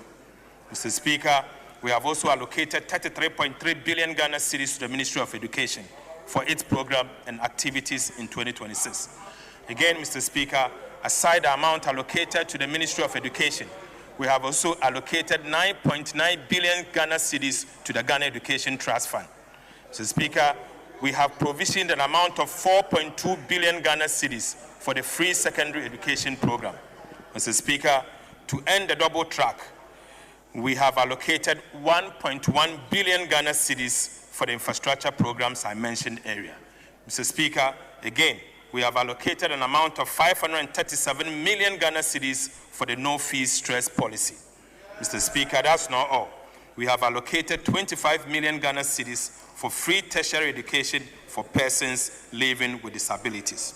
Mr. Speaker, we have allocated 3 billion Ghana cedis to be able to procure 4 sets of textbooks for KG books and workbooks for about 200,000 learners, 4 sets of primary textbooks for 2 million learners, 9 sets of JHS 3 textbooks for 500 million learners, and procurement of over 2 million pieces of metal monodecks and chairs, 200 units of 66-seater buses, and 200 double cabin pickups for the distribution to the secondary schools across the country. Right Honorable Speaker, we have also allocated 2 billion Ghana cedis for the construction of 200 new junior high schools, 200 new primary schools, 200 kindergartens, 400 KG 4-unit teacher bungalows, and 400 places of convenience in underserved communities. Mr. Speaker, to improve learning outcomes, we have allocated 157 million Ghana cedis for capitation grant. Right Honorable Speaker, we have allocated 1.98 billion Ghana cedis for school feeding program. We have allocated 292 million for free sanitary pads for girls. Mr. Speaker, we have also allocated 207 million for the teacher training allowance and 169 million Ghana cedis for BEC registration. Mr. Speaker, we have programmed an amount of 9 billion Ghana cedis in 2026 for national health insurance claim, essential medicine, bridging support, and free medical health care. Mr. Speaker, we have also allocated 2.3 billion Ghana cedis for the Ghana Medical Trust Fund, the Mahama Cares, to support Ghanaians battling chronic diseases such as cancer, hypertension, diabetes, stroke, and kidney diseases. Right Honorable Speaker, we have allocated 474 million Ghana cedis for nursing training allowances. We have also allocated 600 million to construct 3 new regional hospitals. Again, Mr. Speaker, we have allocated 79 million to upgrade 7 hospitals and provide enhanced maternal and child health services. Mr. Speaker, that is not all.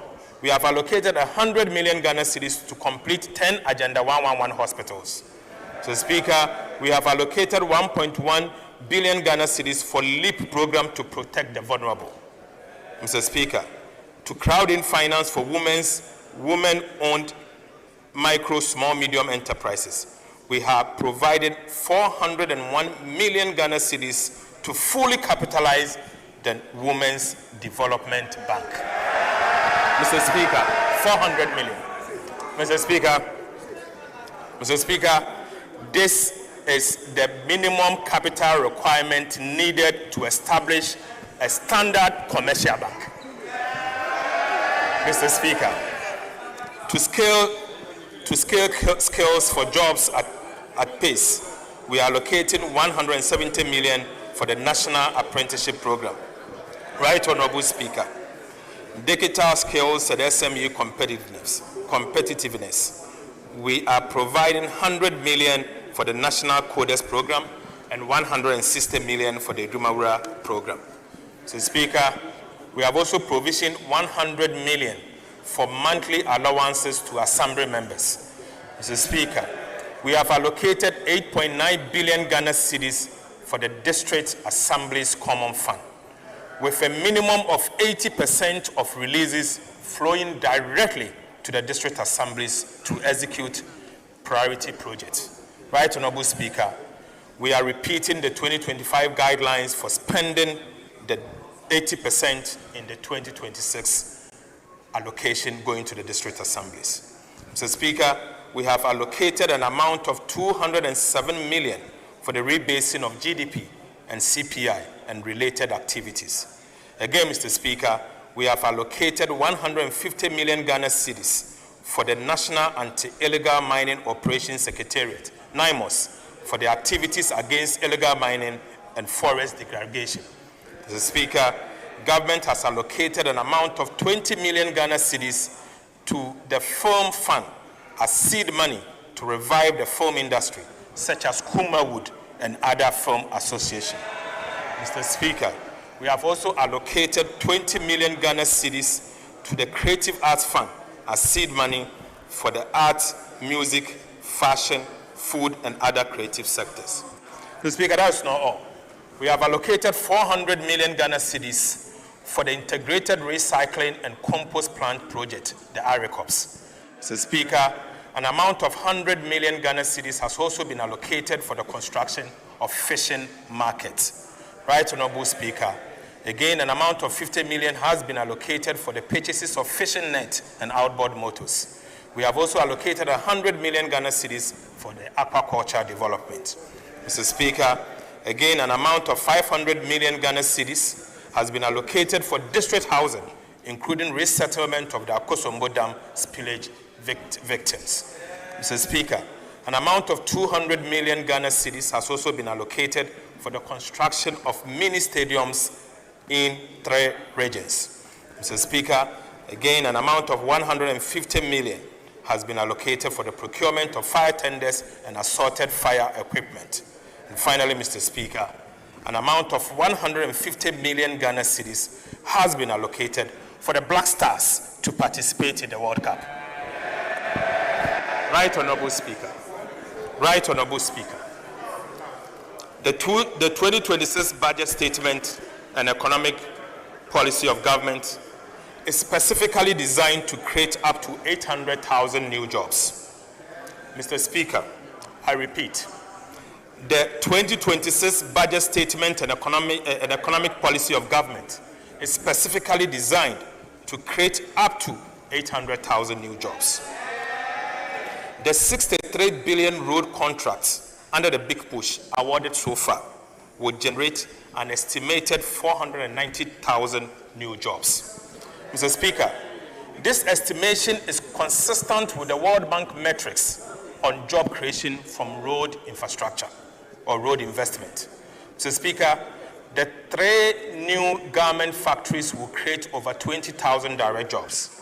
7 agro-processing plants will employ about 700 people directly and thousands more through supply chain.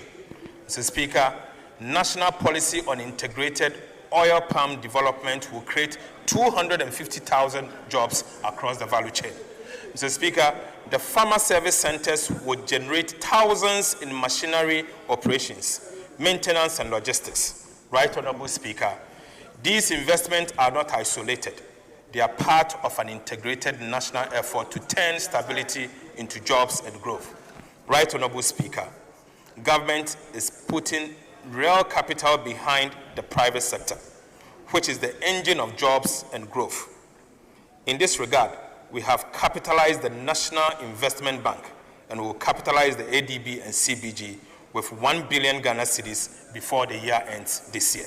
Mr. Speaker, the 400 million Ghana cedis allocated to the Women's Development Bank would deliver affordable financing to small businesses and enterprise, such as Lamisi Adam, Prince Layovo, and Caroline Sphere, who I met during my engagement at the Takoradi Market Circle and the Kotokraba Market.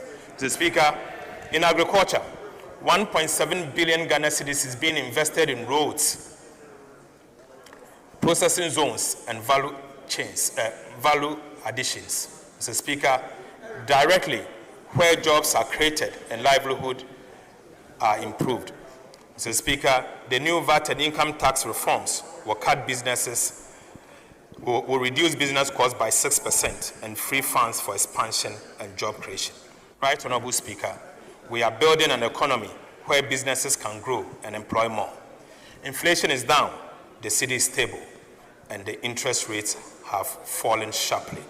Mr. Speaker, together with reliable energy, fiscal discipline, and policy predictability, these measures are restoring confidence and drawing private investment back into the economy. Right, Honorable Speaker, job creation is not a slogan for us, but rather the purpose behind every policy, reform, and investment we make.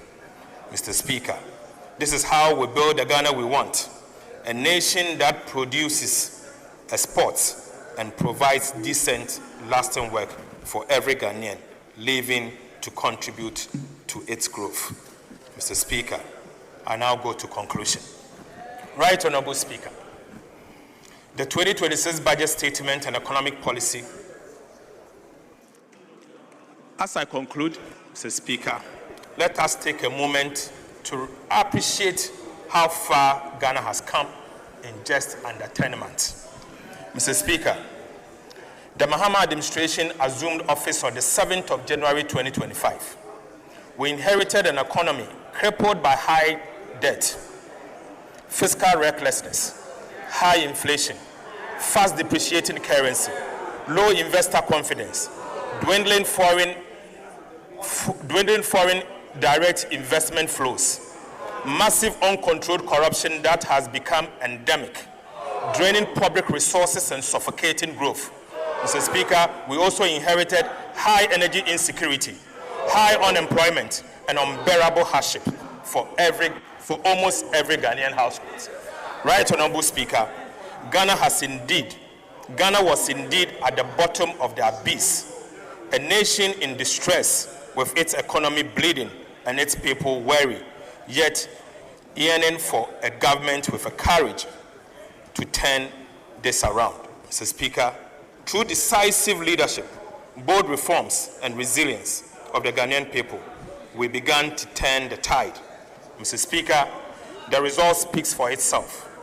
In less than a year, we have recorded a strong economic growth, falling inflation, a strong and stable cedi, improved external buffers, restored fiscal discipline, deepened fiscal reforms, strong and independent fiscal oversight, lower borrowing costs, significant debt reduction, restored investor confidence, expanded social protection, better debt management strategy, and massive infrastructure development. Right Honorable Speaker, this progress is the fruit of sacrifice and discipline. Ghanaians tightened their belt, businesses adapted, and government stayed the course. Barely a year ago, our economy was uncertain. Today, the cedi in your pocket is stronger. Prices are reducing, and new opportunities are emerging across agriculture, industry, and technology. Mr. Speaker, to our international partners and investors, we say Ghana is back, strong, credible, and open for business. Right Honorable Speaker, the story of Ghana is no longer one of crisis, but a recovery and renewal.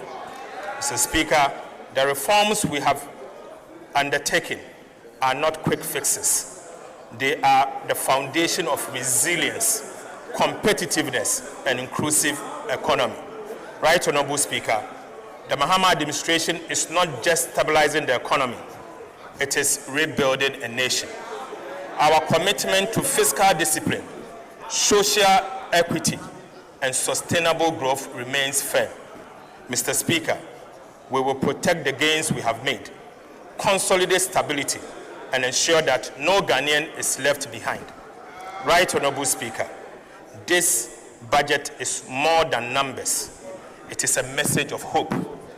It tells every Ghanaian child, farmer, teacher, trader, and entrepreneur that their sacrifices matter, that Ghana's recovery is real, and that their government is working tirelessly to build a fairer, prosperous, and self-reliant nation.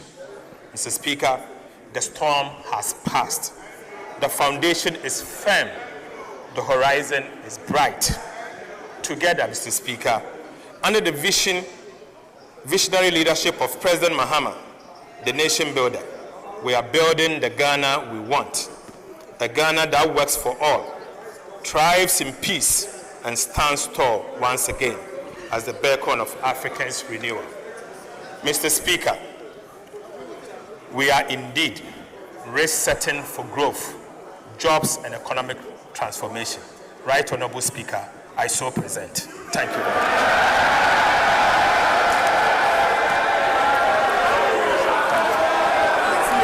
Thank you. You know this is the most watched budget.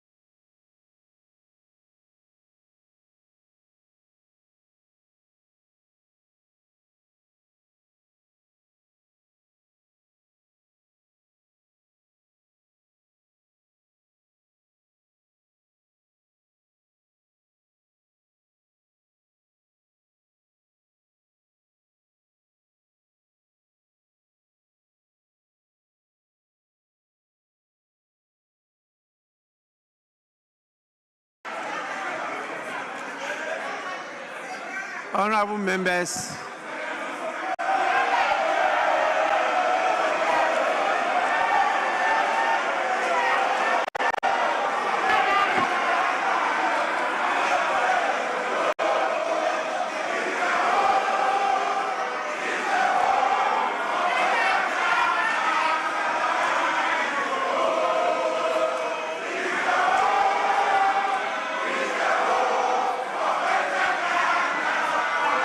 Atwa dadayo.